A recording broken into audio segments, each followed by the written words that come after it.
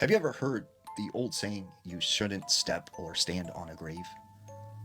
Now, there was this young adult named Barry, and Barry and his friends decided they wanted to go out to the cemetery one night. Now, this cemetery was known to be haunted, and there were all these stories and legends. So, him and his buddies, they go to the cemetery, and they're walking around with flashlights, kind of scaring each other.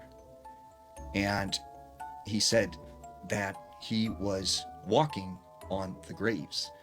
And one of his friends said, "Hey Barry, like you shouldn't walk on top of the graves or stand on them. Like it's bad luck." And Barry said, "What are you talking about? Like I don't believe in any of that." So he starts stomping on this grave and then like spits on it and is like, What's gonna happen to me? A ghost gonna get me?" So he said, while they were in the cemetery, nothing really happened. So he didn't think anything of stepping on the grave or anything. Well, when he got back home, he just had kind of this bad feeling that maybe he shouldn't have done that. And so when he got to his house, he goes inside and his girlfriend is in the kitchen and she's cooking a big meal. Barry says, "Hey, what's up?" and stuff. And she goes, "Where'd you go?" And he goes, "Oh, I went out to the cemetery with some of my buddies." Well, as he's talking to his girlfriend, he sees someone standing behind her. And he's like who's behind you? And she's like, "What do you mean?" And he's like, do you have a guy in the house or something? Like, who's behind you? And she looks around and she's like, "What are you talking about? There's no one behind me." And he said, there's a guy standing behind you. And like she couldn't see him, but he could see this guy, like, and he was wearing a flannel and jeans and boots.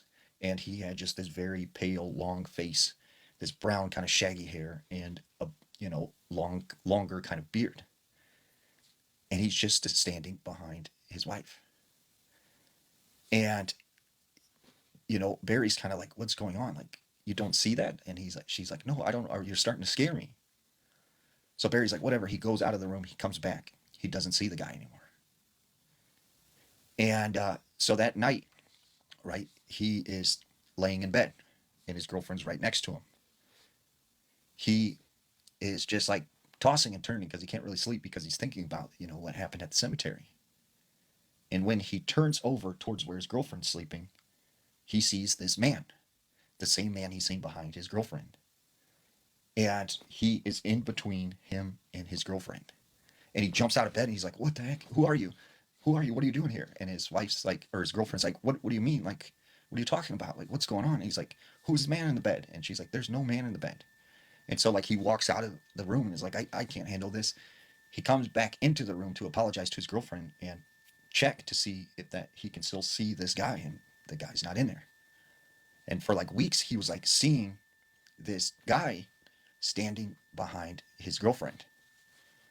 And so he said he got in his car one night, he drove to the cemetery, and he went back to that grave that he had stomped on, and he apologized and was like, "I'm sorry, I didn't mean to disrespect you, and like I hope you can forgive me and leave me alone."